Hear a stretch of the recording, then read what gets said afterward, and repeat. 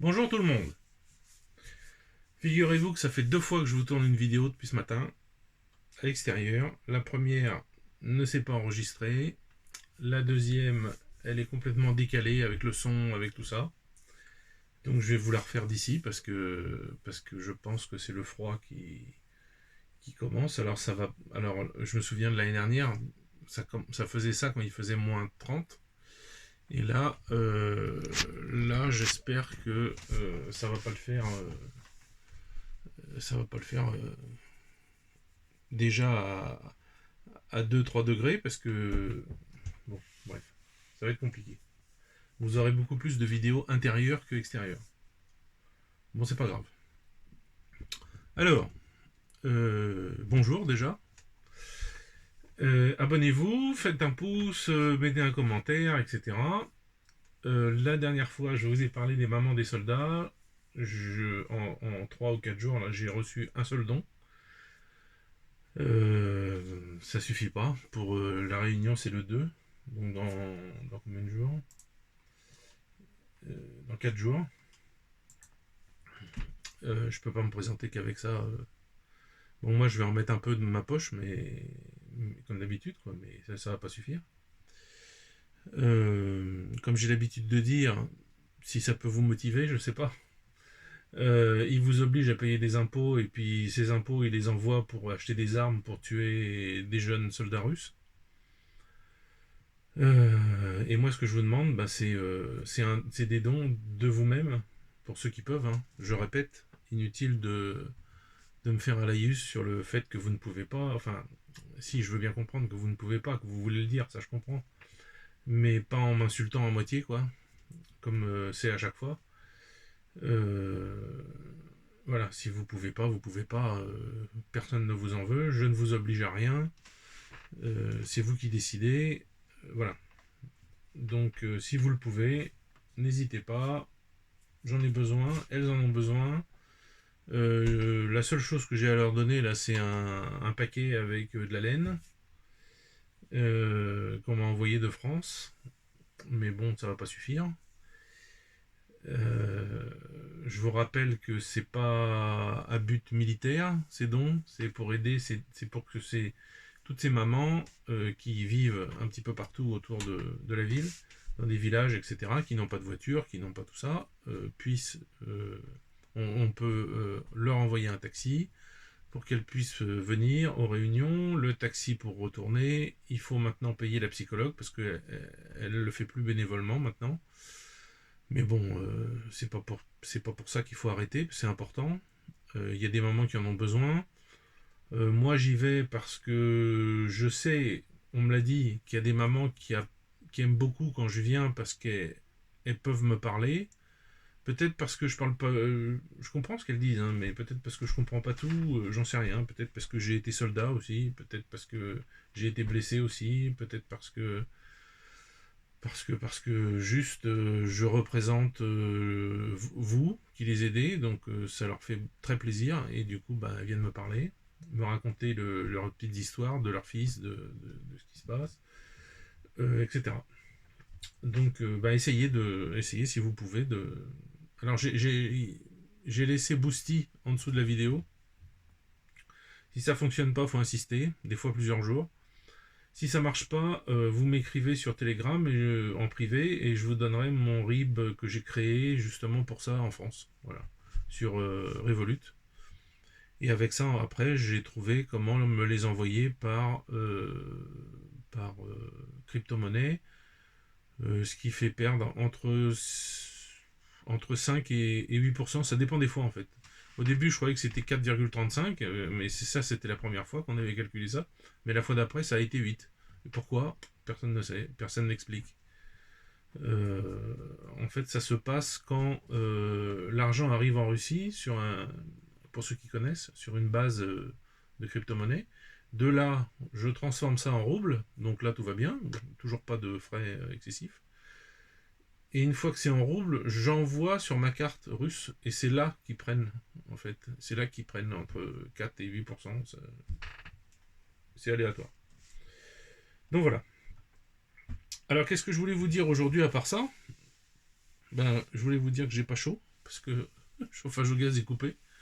Euh, Ma petite femme a trouvé très intelligent de faire changer le chauffage au gaz juste avant l'hiver. Du coup, personne ne peut. La personne qui devait venir nous changer, nous monter la tuyauterie comme on la veut maintenant, ne viendra pas. Donc il faut trouver quelqu'un, mais ça se trouve pas sous les pieds d'une vache. Donc pour l'instant, on en est à se chauffer avec le four russe, là, voilà, à mettre du bois tous les jours.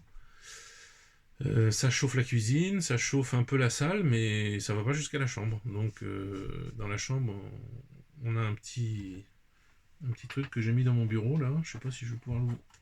J'ai ça. Vous voyez, que j'allume et qui fait entre 25 et 30 degrés ou 35, je crois. Bon, ça chauffe mon bureau, donc bon, pour la journée, ça va. Voilà. Donc aujourd'hui, je voulais vous parler parce que j'ai eu beaucoup de questions là-dessus et j'y ai jamais répondu, mais ça revient régulièrement, donc je vais le faire. On m'a demandé pourquoi j'avais quitté la police en France et pourquoi j'étais venu en Russie. Alors, c'est un peu compliqué. J'ai quitté la police suite à beaucoup de choses qui ne m'ont pas plu, suite à la vision du changement de mon métier, qui est devenu n'importe quoi, euh, à cause de Sarkozy beaucoup. Euh, et des syndicats de police aussi, hein, qui ont bien participé à toute cette destruction, qui étaient absolument stupides dans leur réflexion. Euh, il s'est passé beaucoup de choses dans ma carrière, j'ai fait beaucoup de choses intéressantes, euh, très intéressantes même. J'ai pas du tout vu passer les 25 ans que j'ai fait dans la police. Je me suis amusé tous les jours en fait. Donc je vous souhaite d'avoir un métier comme ça parce que c'est vraiment génial. Mais malheureusement, il y a un moment où l'État veut tout changer. Tout ce qui marche, il faut pas que ça marche. En fait, je me suis rendu compte de ça. Hein. Il fallait pas que ça fonctionne. Donc, ils ont commencé à recruter de la racaille pour les mettre dans la police comme policiers, pas comme adjoint de sécurité. Non, non, comme policiers. Donc, je me retrouvais avec des collègues qui parlaient ziva ta mère comme ça, quoi. Vous voyez. Donc ça, je supportais pas parce que moi, j'ai pas été éduqué comme ça dans la police. On devait parler bien aux gens, on devait représenter l'État, donc on devait être correct, on devait être propre, on devait. Quand on faisait l'appel, c'était au garde à vous, on regardait nos chaussettes, si elles étaient blanches ou noires. Si elles étaient blanches, on allait les changer. Même si on n'en avait pas, il fallait se démerder. On mettait, je sais pas moi, un gant à la place, ou je sais pas, pour que ça soit, on voit que ça soit noir et non pas blanc. Et aujourd'hui, ils sont assis sur les tables, ils sont avec leur téléphone en train de jouer pendant que l'autre il fait l'appel et puis il leur donne leur mission du jour qu'ils écoutent même pas. Enfin bon, voilà. Et puis plusieurs choses se sont passées et je vais vous dire déjà un peu le positif. J'ai eu la chance de faire une chose que beaucoup de mes collègues ne faisaient pas, c'est-à-dire j'étais toujours volontaire pour quand il y avait des télégrammes qui tombaient pour aller faire des trucs. En France, partout. Je me souviens avoir fait il y avait une réunion des ministres de la Défense du G7 ou 8 à l'époque, ça s'appelait, je ne me rappelle plus. Et il fallait des volontaires pour faire la radio. Alors, c'était pas du tout ma spécialité, mais. Et je me suis inscrit et j'ai été pris. Et je suis parti à Nice, de Paris, de région parisienne. Je suis parti à Nice. Et puis j'ai passé une semaine là-bas, aux frais de la princesse. Franchement, ouais, c'était génial. Euh, le directeur départemental avait tellement peur qu'il y ait des manifestants. Il a dit qu'il y aurait au moins 400 000 manifestants. Il y en a eu 4 000. Et du coup, il a fait venir 60 compagnies de CRS. C'était absolument pas justifié, du coup. Et parce que je dis souvent du coup aussi, les CRS ont pris toutes les places dans les hôtels. Et nous, quand on est arrivé après les CRS, il n'y avait plus de place pour nous loger. Donc, on a commencé par nous dire, vous allez dormir dans les voitures pendant une semaine. À plusieurs, on a dit, ça va pas la tête, non? On va pas dormir dans une voiture. Donc, on leur a dit, vous. Alors oui, on est tombé sur un lieutenant qui s'occupait de tout ça, puis qui était très arrogant, et qui nous a dit, écoutez, c'est comme ça, et puis c'est tout, hein, vous faites ce qu'on vous dit, et puis le brigadier chef avec qui j'étais, le plus gradé qu'on avait, et on était tous d'accord. Il a dit, bah écoutez, puisque c'est comme ça, bah nous on va prendre notre voiture, puis on va rentrer. Hein, puis vous allez vous démerder, la radio vous allez la faire.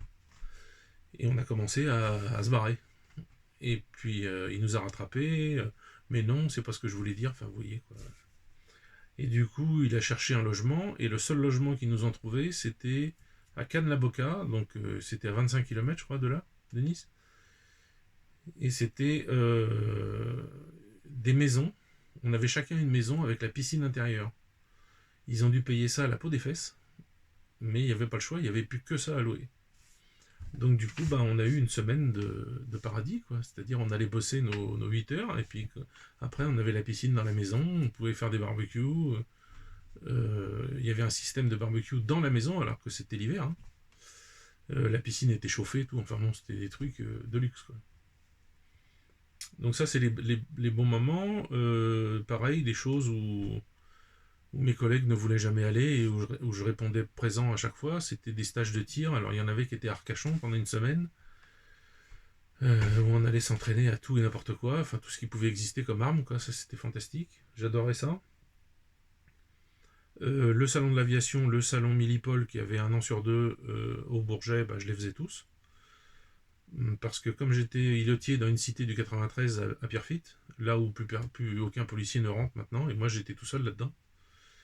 Et pourquoi? Parce qu'à l'époque ça marchait, c'est peut-être aussi pour ça que je suis parti de la police, sinon je serais en prison. Ça marchait avec des paires de baffes, c'est-à-dire quand il y a un branleur qui faisait des conneries, il se prenait des tartes, et par l'oreille ou par la joue, comme ça, je l'emmenais chez lui, chez ses parents, et son père il en remettait une couche, parce qu'il ne faut pas croire que les parents de toutes ces racailles, là, ils sont d'accord avec eux. Et puis ça se passait comme ça, voilà. Donc les wokistes et puis les gauchias, c'est pas la peine d'écouter la vidéo, ça va pas vous plaire, puisque je vais dire ce genre de choses, je pense. Donc donc ça marchait comme ça, et ça marchait tellement comme ça que le lendemain, enfin une semaine après que je leur ai mis une baffe, parce qu'ils avaient braqué une épicerie, parce qu'en fait, on était arrivé à un point où on ne les arrêtait plus, parce que le syndicat de la magistrature qui était tout le système judiciaire de Bobigny, les remettait dehors systématiquement. Donc, pourquoi on allait risquer notre peau? Pourquoi on allait... Bon. Donc, quand je le retrouvais, le mec, parce que je savais que c'était lui, je l'attrapais, je l'emmenais quelque part, dans mon local où je pouvais prendre des pauses, ou peu importe, ou dans un hall d'immeuble, et je lui filais des tartes. Et une semaine après, il me disait bonjour monsieur. Il y en a même eu plusieurs fois où je les ai emmenés chez leurs parents, où je leur ai dit comme ça, j'avais pas le pouvoir de faire ça, absolument pas, mais le fait que je l'ai dit, ça a fait son petit effet. J'ai dit au gamin puis au père, j'ai dit on est quel mois là? On est, je sais pas, par exemple, on est septembre, donc au mois de décembre, il doit avoir un carnet. Je veux qu'il me le ramène avec plus que ce qu'il avait avant. Donc il faut bosser. Et le gamin, il a été tout fier de venir me montrer son carnet. Il avait 6, parce qu'avant il avait 2 de moyenne générale. Donc il était assez content de lui. Je l'ai félicité. Et ce gamin, il a continué à progresser en fait. Et un jour, je l'ai vu dans la rue, et je venais d'avoir un prospectus pour des engagements dans l'armée pour aller sur le Charles de Gaulle. Et je lui ai dit, tiens, ben, appelle le numéro là. Il venait d'avoir 17 ans, ou je sais plus, 18 ans. Et du coup, il l'a fait, il est parti sur le Charles de Gaulle. Donc voilà, j'étais assez content de moi avec ça. Donc voilà ce genre de choses que vous faisiez dans la police avant, que vous pouviez faire, qui est impossible maintenant, quoi. En plus, les nouvelles générations de policiers ont été formées dans les écoles avec l'idée que c'est bien de balancer ses collègues, alors que nous, tout ce qui nous tenait, tout ce qui nous permettait de travailler, c'était justement cette solidarité qu'on avait. Donc tout ça a disparu aussi. Je me suis retrouvé avec des petits cons qui vous balançaient pour un oui, pour un non, ou qui disaient dans une affaire où un collègue s'était fait blesser, ah bah non, moi j'ai rien vu. Du coup, au tribunal, l'avocat du baltringue n'avait juste qu'à dire, bah regardez, monsieur le juge, il y a le policier, bon les autres disent ça, mais vous savez, la solidarité dans la police, évidemment, ils vont dire que ils ont été frappés, mais regardez, il y en a un, il dit qu'il n'a pas vu alors qu'il était dans la voiture, donc évidemment, le mec, il a été relaxé. Voilà, on est arrivé à cette police-là, avec de la racaille qui parle nique ta mère, fils de pute, etc., des gens qu'ils arrêtent. Alors moi, je supporte pas ça. Bon, bref, c'était plus ma police, c'était plus la police que les anciens qui avaient fait l'Indochine et l'Algérie m'avaient appris, et qui fonctionnait, hein. Mais j'ai bien compris que l'État ne veut pas que ça fonctionne, en fait. Ils font tout pour que ça fonctionne pas. Donc un jour, donc pour vous dire, la goutte d'eau qui a fait tout déborder, c'est un jour Taubira qui vient à Caen, où j'étais, et elle vient visiter le tribunal qui avait été refait, parce qu'elle était ministre de la Justice, et elle passe dans la rue, donc juste avant le tribunal, dans cette grande rue qu'il y a devant, là, et là elle voit deux jeunes avec deux enfants de 2 et 4 ans, et les deux jeunes, le garçon et la fille, avaient un t-shirt La Manif pour tous. Évidemment que c'était fait exprès parce qu'ils savaient qu'elle allait passer là. Alors, comme vous vous souvenez peut-être pas, mais Manif pour tous, c'était la manifestation qui avait été faite contre le mariage homosexuel, et Taubira était pour à fond, à mort. Elle était pour tout ça. Donc ces deux jeunes avaient voulu manifester leur mécontentement en faisant ça. Et elle a fait, par son officier de liaison qu'elle avait certainement dans la voiture avec elle, ou dans la voiture qui la suivait, elle a fait demander à ce qu'une voiture de police vienne et place ces jeunes en garde à vue. Donc c'est moi qu'on a appelé, j'y suis allé. Ils étaient très sympathiques, hein. Enfin c'était des jeunes, quoi. Ils avaient 25 ans, je crois, ou 30 ans. Et ils avaient deux petits-enfants.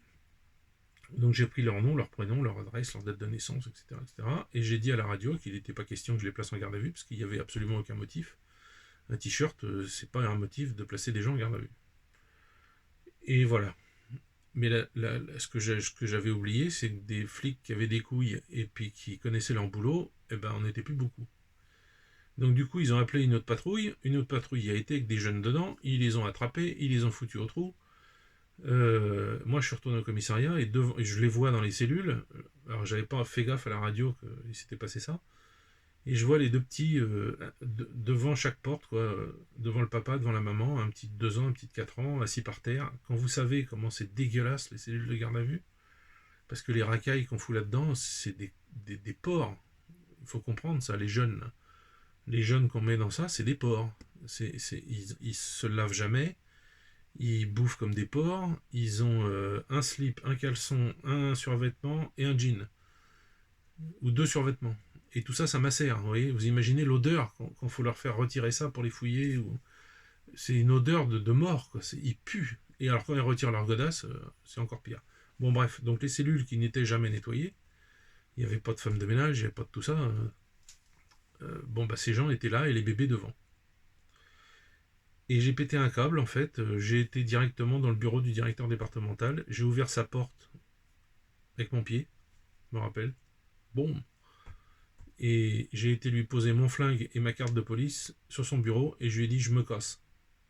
Vous êtes tous des cons, je sais plus ce que j'ai dit. Je me casse. Et je suis descendu au bureau d'ordre et d'emploi, le BOE, et là le collègue me dit mais tu sais que si tu fais tel papier, là en ce moment là t'as le droit à 3500 € par année de police que t'as faite, ou je sais pas quoi. Je dis ah bon. Et du coup je dis donne-moi ce papier là. Donc je remplis ça, je remplis ma démission. Ça s'est fait en 30 minutes. Hein.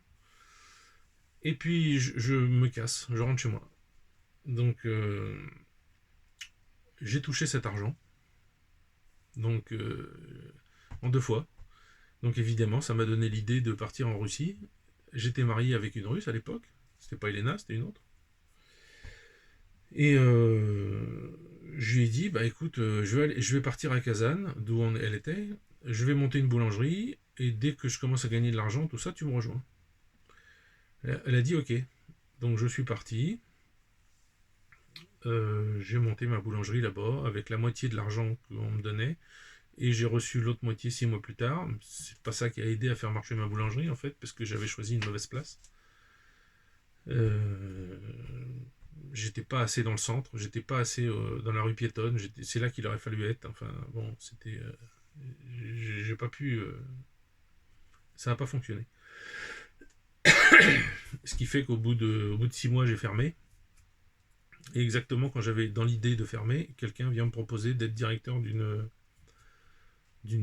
usine à pain dans la ville, l'autre côté de la Volga par rapport à Kazan. Donc je l'ai fait. Euh, et en fait, ce type, j'ai jamais compris pourquoi il m'a demandé de venir. Il aurait pu prendre n'importe qui de ruse, de pourquoi moi.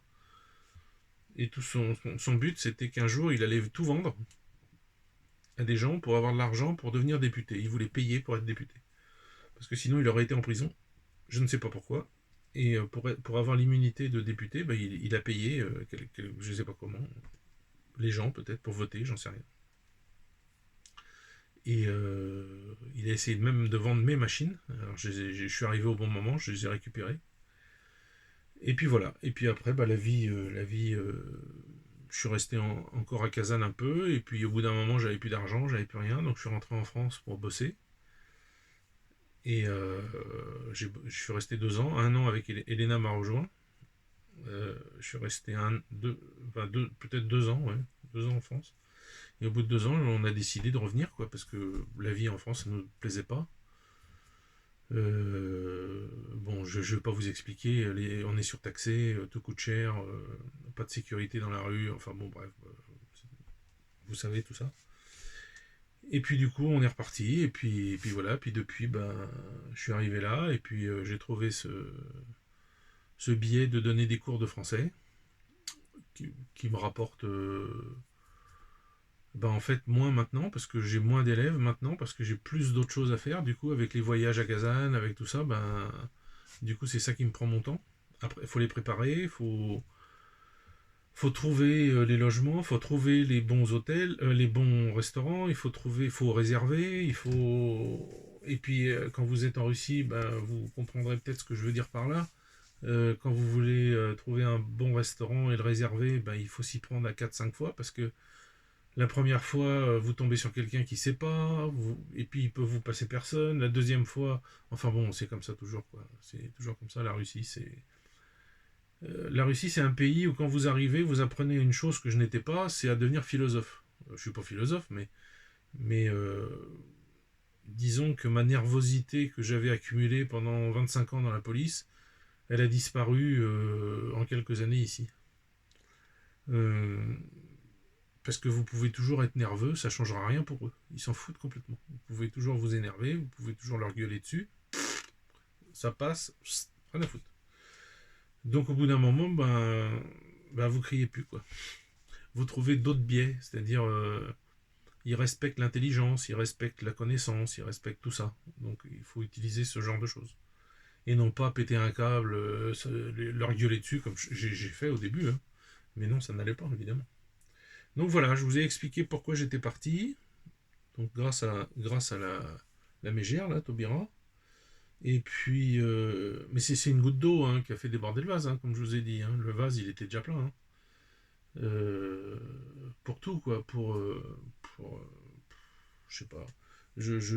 Quand ils ont supprimé les îlotiers, j'ai trouvé ça d'une stupidité incroyable. Quand ils nous ont changé les uniformes, on avait l'air de clown avec des casquettes de rappeurs. Alors, moi, je la mettais jamais, la casquette, parce que je trouvais que j'avais l'air d'un con avec ça. Bon, j'avais peut-être l'air d'un con en général, mais la casquette, c'était encore pire. Au moins, l'uniforme de policier d'avant, avec la chemise bleu ciel, la cravate, tout ça, c'était quand même plus respectueux, enfin, et respectable, que d'être habillé à moitié en militaire bleu marine, là, mais avec une... Moi, c'est la casquette qui m'a... À la rigueur, l'uniforme, bon, il était pratique, le pantalon était pratique, il y avait des poches sur les côtés, c'était bien. Et j'avais des collègues qui avaient dit que la cravate c'était pas bien parce que quand on se battait avec des mecs, ils nous attrapaient la cravate puis ils nous serraient le kiki. Mais en fait, c'était complètement faux parce que la plupart d'entre nous, on avait des cravates avec des élastiques. Vous savez que vous avez le nœud, la cravate et un élastique que vous mettez sous la chemise, le col de la chemise. Donc, qui fait que quand vous tirez, bah, ça vient avec quoi. Puis si vous tirez trop fort, bah, l'élastique il pète. Donc, ça avait aucun problème avec ça. Enfin voilà. Bon, voilà ce que je voulais vous dire. Ben, ça fait plusieurs fois que je vous dis qu'on me le demande, donc c'est la raison, c'est ça. Et puis, quand vous vivez en Russie, ben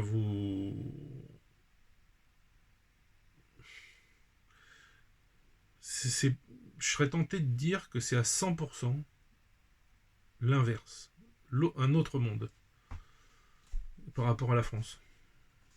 Je pense que je peux dire ça, ouais. Pour tous les sujets importants pour un humain. Alors, le salaire, bon, là, le salaire, il est plus bas. On est d'accord. Mais tout est excessivement moins cher. Donc, à la fin du mois, le russe, il lui reste des sous. Vous, le 15 du mois, vous en avez plus. Donc, vous voyez la différence. Ici, il nous reste des sous. Les gens, à la fin du mois, il leur reste des sous, ils mettent de côté pour s'acheter une voiture dans 2-3 ans, qui paieront sans faire de crédit. Il faut attendre 2-3 ans, on est bien d'accord, mais ils le font. S'ils ont besoin d'un crédit, ils contactent une personne de la famille, par exemple, qui a eu une grosse rentrée d'argent ou qui a un bon travail et qui gagne de l'argent, et lui demandent est-ce que tu pourrais me prêter 200 000 roubles et je te les rends 10 000 par mois. Voilà, sans pourcentage, hein, sans rien. Et en général, bon, bah, c'est oui. Moi, avec moi, les gens le font maintenant. Alors moi, c'est pas des sommes de 200 000. Hein, là, j'ai prêté à Aksana qui a tous les enfants. Vous savez que j'avais fait à une époque des vidéos Noël dernier. D'ailleurs, ça va revenir là. J'espère que vous allez participer à quelques dons aussi pour les enfants, pour leur faire un chouette Noël. Euh, le petit qui est excellent, c'est vraiment un petit bosseur et tout, un petit gars, vraiment un petit gars bien. Il a besoin de 1500 roubles pour faire quoi? Ah, pour. J'ai pas trop compris, pour faire une fête, ou je sais plus, à l'école. Bon, bref. Donc je lui ai prêté et elle va me les rendre mercredi la semaine prochaine. Voilà. Et je sais que mercredi de la semaine prochaine, elle va me les rendre. Je sais comment. À chaque fois, c'est comme ça. Bon, voilà. Donc, vous arrivez en Russie à vivre dans un monde où vous avez absolument, mais je vous assure, vous n'avez absolument aucun problème dans votre tête comme vous aviez en France. Problèmes, soucis, tout ça. On n'a pas ça ici. Alors, parce que le système, parce que les gens ne se comportent pas pareil, parce que vous ne vous rongez pas l'estomac à vous dire merde, ma meilleure amie, elle m'a dit ça l'autre fois. Oh, c'est pas sympa. Pourquoi elle m'a dit ça? Ça n'existe pas ça ici, parce ils disent pas des choses méchantes. Ils disent pas jamais. Ils sont toujours gentils. Alors vous allez me dire c'est le pays des bisounours, mais c'est la vérité. Dire des choses méchantes sur quelqu'un, déjà, ça ne fait pas partie de la religion orthodoxe. Donc comme ils sont tous orthodoxes, en général, bah, ils évitent de faire ça. Vous retirez de votre esprit la peur d'être cambriolé dans la journée. Vous retirez de votre esprit la peur de vous faire voler votre voiture. Je ne ferme pas ma maison, jamais. Je ne ferme pas ma voiture, jamais. Euh, vous retirez votre esprit. Alors, j'ai pas ce cas-là, mais je vois les gens autour de moi que vous avez peur parce que les enfants vont à l'école et qu'est-ce qui va arriver? Qu'est-ce qui va se passer sur la route du retour? Qu'est-ce qui va se passer à l'école? Est-ce qu'ils sont raquettés? Est-ce que ça n'existe pas? Il n'y a pas, il n'y a pas, il n'y a pas. Je ne sais pas comment vous l'expliquer mieux. C'est 100% l'inverse en fait presque. Je veux dire, ce que vous vivez en France, ça n'existe pas ici. Euh, Moi, j'ai jamais été plus heureux de ma vie que ici. Bien sûr, quand vous êtes français et que vous arrivez en Russie, il faut vous intégrer, ça c'est important. Alors, il y a plusieurs façons, hein. Vous pouvez devenir orthodoxe, ça en fait partie, moi je trouve. Je ne suis pas devenu orthodoxe parce qu'on m'a forcé, c'est parce que j'en avais envie et puis j'en avais besoin. Voilà, donc ben vous rencontrez des gens à ces occasions-là, vous faites partie d'une sorte de communauté, les gens vous saluent. Je veux dire, la dernière fois que j'ai été à l'église, l'inauguration de notre petite chapelle qu'on a tous payée, tous les hommes du coin sont venus me prendre dans les bras. Parce qu'ici, on ne fait pas serrer la main, puis c'est tout. Non. Quand vous aimez bien quelqu'un, vous le prenez dans les bras, vous faites une accolade. Et plus vous serrez fort, plus vous aimez la personne. Donc ils ont bien serré fort. Donc c'était bien sympa. Ça aussi, la première fois que je suis venu en Russie et qu'on m'a fait une accolade, ça m'était jamais arrivé de ma vie. Personne ne m'a pris dans ses bras de toute ma vie, à part peut-être ma mère quand j'avais c'est 7 ou 8 ans, mais c'est tout, quoi. Donc, non, non, c'est un autre monde. C'est un autre monde. Vous ne serrez jamais la main des femmes. Ça, faut s'habituer aussi. Alors, vous avez deux solutions. Vous ne serrez jamais la main des femmes, vous leur faites un signe de la tête, et vous serrez la main des hommes. Ça, d'accord. Mais quand vous connaissez bien les femmes, après, quand vous connaissez bien ces personnes, c'est des amis, etc. Par exemple, la meilleure amie d'Elena, son mari, c'est mon meilleur copain, on s'entend vachement bien, et quand elle s'appelle Elena aussi, quand je la vois, je la prends dans les bras et je lui fais un gros bisou sur la joue, chose que les Russes ne font jamais. Mais comme elle sait que je suis français, c'est bon, ça passe. Et au contraire, elle aime bien parce que c'est comme ça. Voilà. Bon, je le fais pas à 50 personnes, hein, je le fais qu'à elle, mais vous pouvez en arriver à ce biais au bout d'un certain nombre d'années. Voilà, bah, je voulais vous parler de tout ça. Je ne conseillerais pas à personne de rentrer dans la police aujourd'hui, parce que c'est perverti, c'est pourri, c'est tous mes collègues, tous les anciens que je connais, tous ceux qui y sont encore, ils veulent qu'une seule chose, c'est la retraite. Ils veulent se barrer. Ils en peuvent plus, ils résistent parce que ils veulent leur retraite, mais sinon ils feraient comme moi, ils démissionneraient, ils se barreraient, mais ils le font pas. Chacun ses choix, hein, ça, je critique pas, hein. Mais voilà, c'est les jeunes d'aujourd'hui qui veulent rentrer dans la police, faut oublier.